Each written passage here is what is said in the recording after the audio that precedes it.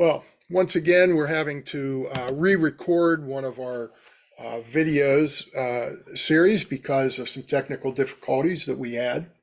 And so that's what we're doing now. And I hope that even though we won't have the discussion from the Sunday school class on the day we did it, I hope that we'll be able to at least get some of the ideas that came out during the discussion as we go through the questions at the end.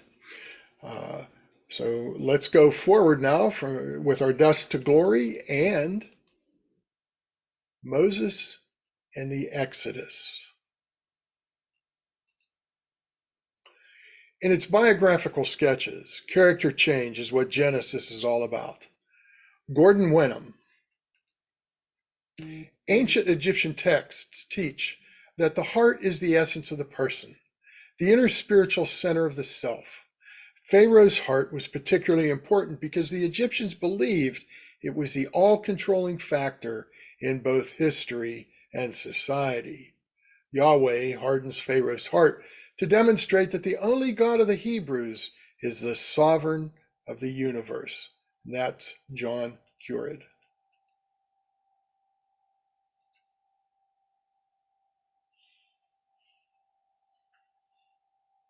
In the Old Testament, the point of transition from the book of Genesis and the history of the early patriarchal period into the book of Exodus that gives us the history of what is probably, I would say certainly the single most important redemptive event that takes place in the Old Testament. This time of transition is marked in the narrative in the end of Genesis and the beginning of Exodus of two remarkable individuals. The first is a man who began as a shepherd and became a prince. And the second is a man who began as a prince who became a shepherd. Of course, the first person was the son of Jacob, whose name was Joseph. And the latter portion of the book of Genesis tells this remarkable story and gives the account of the life of Joseph, which is one of the most inspiring and encouraging biographies that we'll find anywhere in Scripture, of a man who is the victim of jealousy and treachery. He's sold by his brothers into slavery. He's imprisoned for many, many years. He's utterly alone in a foreign land, and yet he remains faithful in these circumstances to the promises of God and remembers the covenant. And yet, as the story unfolds, we're aware that Joseph, due to the circumstances of God's providential control, is released from prison and elevated to become the prime minister of the land of Egypt. At which time, in the providence of God, a severe famine hits the neighboring countries and Egypt itself. But Egypt had stored up reserve supplies, and people from distant lands traveled to Egypt to seek relief from the famine. And included in those travelers were Joseph's brothers. And you recall that gut-wrenching scene when the brothers discover that the prime minister from whom they are pleading for these supplies is actually their brother, whom they had betrayed. And they were terrified that Joseph would exact vengeance upon them. But instead, he gave them mercy, and he inquired as to the well-being of his father and sent the message back with his brothers back to his homeland and invited Jacob and his whole family to migrate into Egypt to receive the special privileges granted by the prime minister. And so, at the end of the book of Genesis, we see two things. We see, first of all, the movement from Canaan down into Egypt of the family of Jacob. And they are given this parcel of land called the land of Goshen, there to enjoy the benefits that are provided by the son Joseph. And then the book of Genesis concludes when Jacob gathers his sons around him, and Jacob passes on the patriarchal blessing.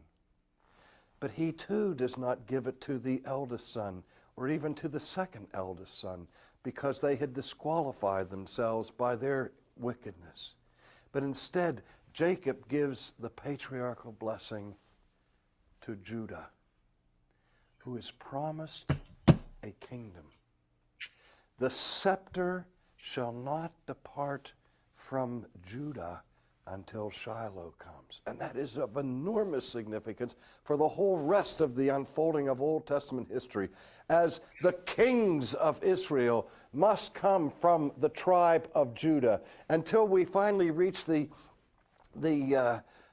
crescendo in the New Testament, where this one who is born who will restore the throne of David.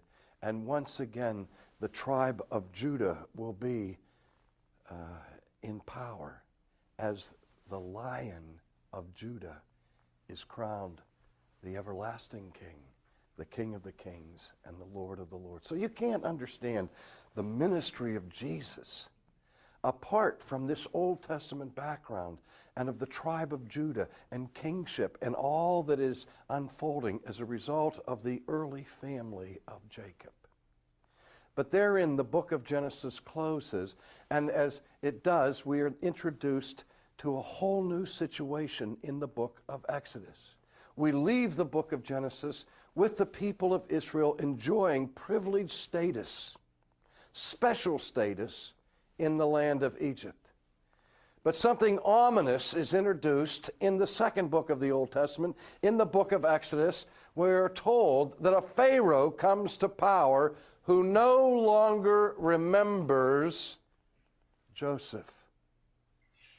And now we read of a shift in the historical circumstances regarding the descendants of Abraham and of the family of Jacob. Now they also enjoy special status, but this special status is especially bad rather than especially good, because the new Pharaoh comes in and imposes 4 distinct movements of oppression on these visiting Hebrews. The first thing we're told in the book of Exodus is that the Pharaohs appointed taskmasters over these people. Now, initially, the taskmasters were like policemen who were ordering and exercising watch over servants of the state. This is the first step of a systematic program of enslavement of this foreign people. So the first thing that Pharaoh does is that he appoints taskmasters and sets this visiting family who have now increased their population enormously. And now he's going to use them for slave labor, to build the store cities for the storage of grain and for the reserves of the foodstuffs for the nation. And so it begins with this servitude.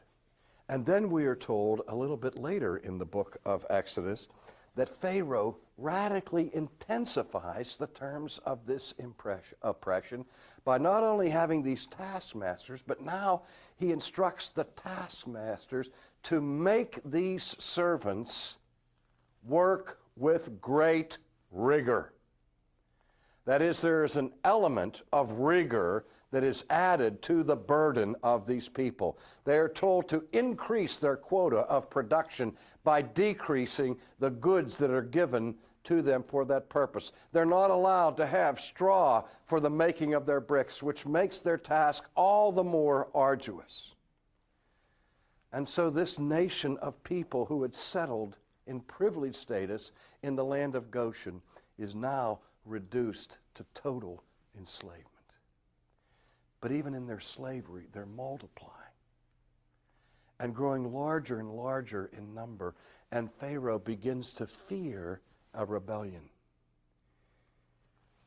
And so he issues his third work of oppression, where he commands the midwives of the Jewish people to kill every male child that is born to a Hebrew woman.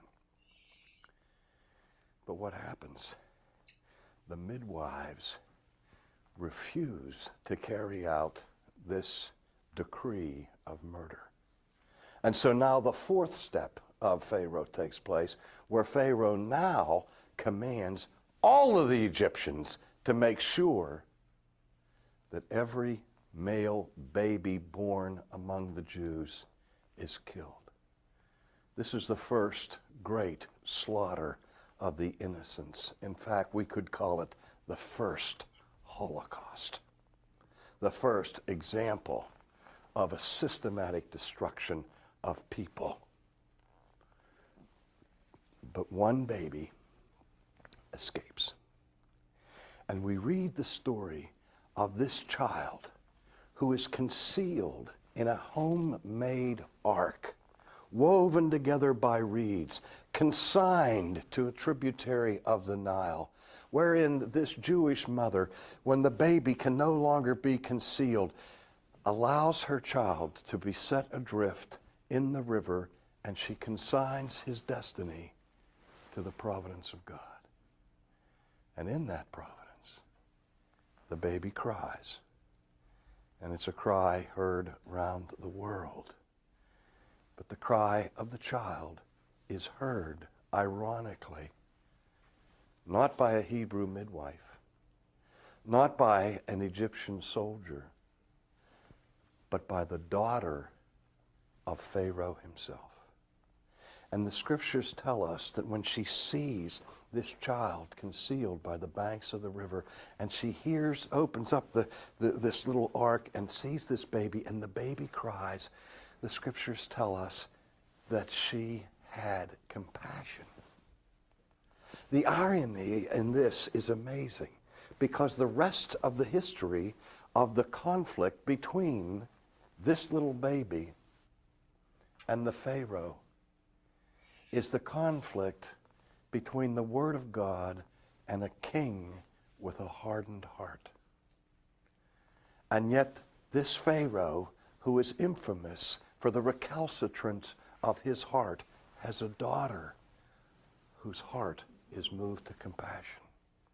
She can't bear to carry out the directive of her own father. She cannot drown this baby. Instead, she takes it for her own. She draws it out of the water, redeeming the life of this child. And she uses the Hebrew name that means to draw out of the water for this baby. And she calls his name Moses.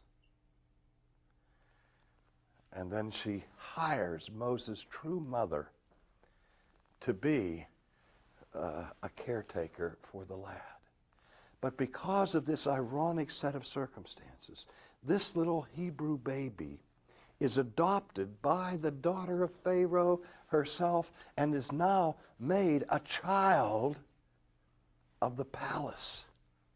And he is reared in Egypt with the status of a prince. Do you see how this is the exact reverse order of what had happened with Joseph and now what happens to Moses? Moses grows up as a prince, but he knows his roots.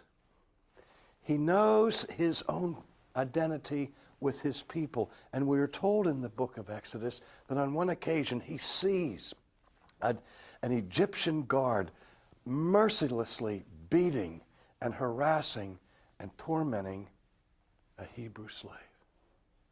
And Moses is moved to fury, and he rises up and he strikes this guard and inadvertently kills him. And he quickly hides the body and looks around to see if anyone has seen this deed. And he doesn't see anyone, but somebody had seen him.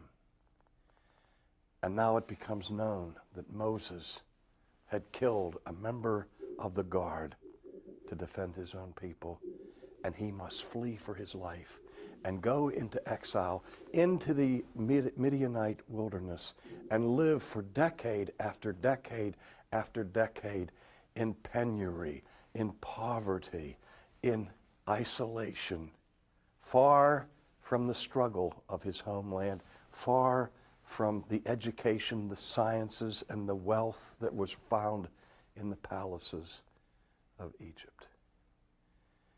And then we have in the book of Exodus the story of Moses, a story that is so titanic, a story that is so magnificent that even Cecil B. DeMille was out of his league trying to capture the essence of the significance of this man. I really believe that it is not an overstatement to say that the single most important character in all of the Old Testament is Moses.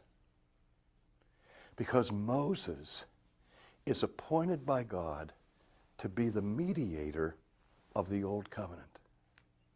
And there are only two real mediators in the Bible, the mediator of the Old Covenant, the mediator of the New Covenant. Moses is the mediator of the Old Covenant. Christ is the mediator of the New Covenant. It is Moses who is the liberator, humanly speaking, of his people in Egypt. It is Moses through whom God gives the law. It is Moses through whom God creates the Jewish state, the church of the Old Testament, the theocratic nation of Israel. And it is of Moses that the prophets speak that there will come one in the future who will be a prophet like unto Moses, whose life and whose mission is again foreshadowed by the life of Moses. And in a real sense, Christ in his own life recapitulates the life of Moses and the whole history of the Exodus. Again, if you want to understand the mission of Christ, it is unintelligible apart from the book of Exodus. Augustine once said that the new is in the old concealed, and the old is in the new revealed. Because just as God calls his son out of Egypt in the Exodus, so he calls his greater son out of exile after Jesus in his boyhood is forced to be shielded and protected from the edict of Herod when Joseph and Mary flee to Egypt. The fulfillment comes out of Egypt. Have I called my son? The whole history of redemption in the New Testament is the history of the greater Exodus, of the greater release and liberation from bondage that is accomplished by the new Moses. And to understand what the new Moses does, you have to understand what the old Moses did. So as I say, he is a titanic person in the Old Testament, and he is alone and isolated in the Midianite wilderness when God appears to him and speaks to him out of the bush, reveals himself to him, gives his sacred name to him, and says to Moses, I have heard the cries of my people. I have heard the groanings of the people that I brought into Egypt, and I am appointing you to go to the house of Pharaoh and to my people, and to say to Pharaoh and to say to the people, let my people go. And with that mandate, all of the machinery of the Exodus is set in motion.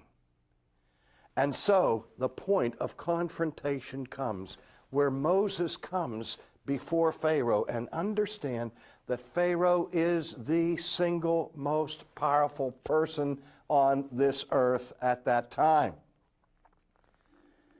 And what this most important and most powerful monarch in the world has done has enslaved God's people and made God's people his unwilling servants.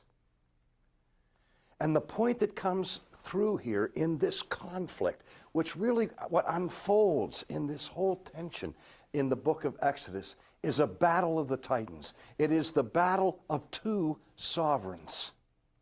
It is the battle between the sovereign God of the universe and the sovereign man of this world, Pharaoh. And the contest takes place over the issue, whom will the people serve? Because the message that God directs Moses to take to Pharaoh is not simply stated in the phrase, let my people go. But what else does he say? You go to Pharaoh and you say to him that the Lord God Almighty says to you, let my people go. Why? That they may go out and serve me. You see, the point of the Exodus is not simply a liberation of slaves from oppression. It is not an ancient Marxist revolution, but it is a liberation to a new kind of slavery, a royal slavery, a redemptive slavery. And God is claiming his own. He says, these are my people, not yours. And I have created them to serve me, not to serve you. So you better let them go, or else. Pharaoh says, or else what? And Moses says, or else flies, or else maggots, or else frogs, or else lice, or else a river that turns to blood. And the contest is on. And then the first three plagues, everything that Moses does to bring the power of God to bear against the power of the Egyptians, the court magicians of Egypt answer in kind. But by the time they get to the fourth plague, the tricks of the magicians of Pharaoh are used up. And relentlessly, step by step, the contest continues. And God, through the hand of Moses, miraculously demonstrates his power over the world. There is no period in all of the Bible where miracles are so heavily concentrated, except for one other period, than this period. And the other period was the period of the incarnation of the Lord himself. But apart from the life of Jesus, which was a blaze of miracle, there is no time in redemptive history where there's so much manifestation of divine power and miracle as in this book of Exodus, where God is manifesting on the plane of history that he is his people's Savior and he is his people's sovereign. And he is to be the object of his people's worship. Again, Moses is saying to Pharaoh, let my people go that they can come out and serve me. Serve me how? By giving to me the sacrifice of praise. By coming out into the wilderness to worship me. To come out to enjoy my presence. And so the three major motifs that mark the entire book of the Exodus are the motifs of Exodus, law, and tabernacle.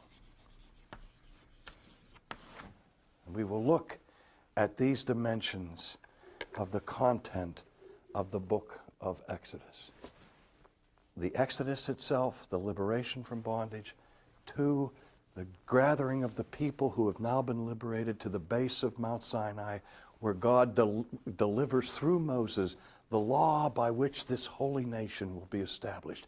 In this sense, Moses serves as the father of the theocratic state, the George Washington of Israel, if you will, and the Thomas Jefferson and the Benjamin Franklin, all rolled into one, because he is the one through whom God gives the Bill of Rights that will serve as the legal guideline for the structure of a holy nation and will become the basis for common law throughout the world, even to this day. And finally, where God teaches his people how to worship him and gives them a promise of his presence. These are the dynamic motifs of this single book of Exodus that call us to a deep, deep serious reading of them in their details.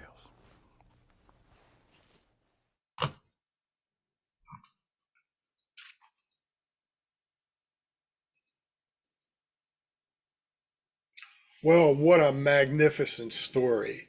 What a great opportunity to understand God's sovereignty as we see somebody going completely against God to try to impose his own will on what would be the will of God. And of course, we see that God comes out of that victoriously. The sequence of events that led to the people of Israel becoming residents in the land of Egypt were a number, starting with the fact that Joseph was sold into slavery in Egypt. And that set the stage for his brothers during a famine to come to Egypt and seek relief, not knowing that Joseph was the person that they were dealing with.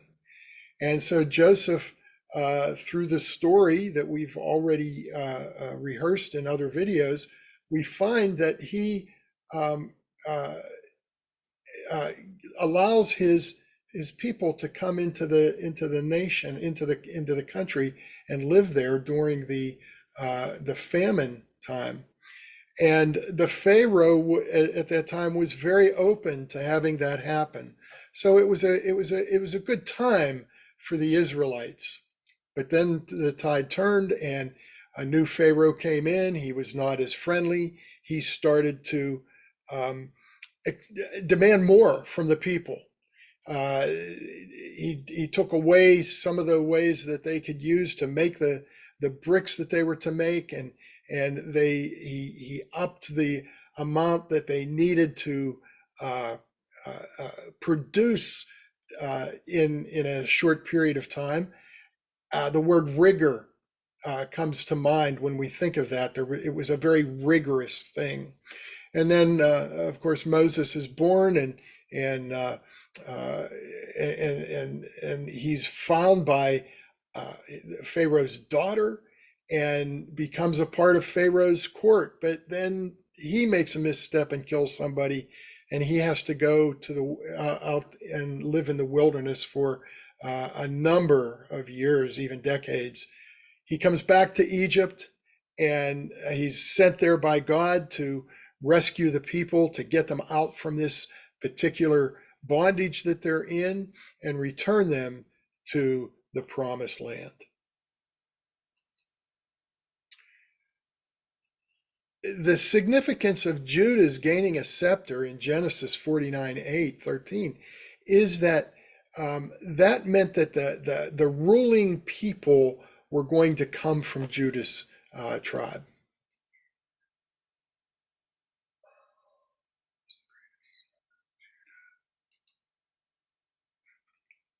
Why did the Pharaoh, who did not know Joseph, fear the Israelites in his kingdom?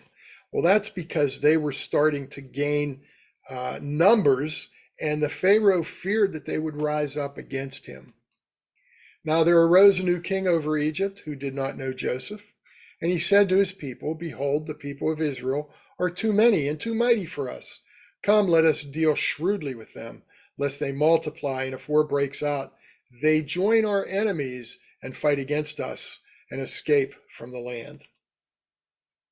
How did he attempt to keep his fears from being realized? Well, that's when he started to make more demands on the Israelites in terms of their productivity. He made it harder for them to live. It was just much more difficult for them, and he was trying to keep them down.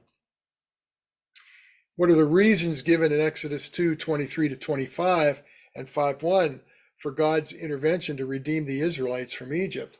Well, the main reason was that God wanted his people to be able to worship him. He wanted that relationship of them worshiping him as their God and as their sovereign, and not in a way that was demanding it of them, but that they were coming to do it willingly. He wanted them to be able to worship him. During those many days, the king of Egypt died, and the people of Israel groaned because of their slavery and cried out for help. Their cry for rescue from the slavery came up to God. God heard their groaning, and God remembered his covenant with Abraham, with Isaac, and with Jacob. God saw the people of Israel, and God knew. What does Dr. Sproul identify as being the three primary themes of the book of Exodus? Well, the Exodus is the first one, the law is the second one, and the tabernacle is the third. Dr. Sproul says the great contest in Exodus centers on who the people of God will serve, Pharaoh or God. How do we face a similar contest every day in our own lives? Well, the evil one, Satan, who Pharaoh was, I guess you could call him the incarnate Satan. Now we have Satan that we have to deal with every day in our lives. He's constantly trying to distract us from God, to distract us from serving God in the way that God would have us do it. He deals with our motives. He deals with our inner selves, and we face that contest every day in our own lives. Who or what are we tempted to serve in place of God? Well, that list could go on and on and on, but it could be money, it could be job or activities, anything that takes us away from serving God. Now, let me back up a second. If we're doing our job in the way that we should be glorifying God in how we work. If we're tempted by money, then that means we're not using our money in the proper way of serving God. So as we look at the things that can be distracting, in and of themselves, they're often not bad, because that's how Satan works. He works subtly, and he takes those things that we could be doing and turns them around. So with our money, we decide that we want to have something, and we go and buy, or maybe we want more money, so we play the lottery. Just things like that we're not, when we play the lottery, we are just not really depending on God. Why do you think the life and ministry of Christ is the only other period in redemptive history with abundance of miracles like we find in the Exodus? Well, miracles were proving that God is who he is. So in Exodus, the miracles were showing that God was more powerful than Pharaoh. We see in the plagues that came into being, even though in the first three plagues, Pharaoh's courtesans could duplicate them, but as they got more and more into it, they couldn't, and it was showing the sovereignty of God. In the redemptive history, those miracles that Jesus performed showed that he was God, because when he healed people and people wondered, well, how can he do this? Only God can heal. They answered their own question. Only God could heal because Jesus was God. In number 7, that's been on this list for several weeks now, it's dealing with the Passover. I hope you're enjoying the series. I hope this is something that is of interest to you, and that it challenges your thinking, and that you're able to really take to heart these things that God has done in our lives. Thank you, and have a good day.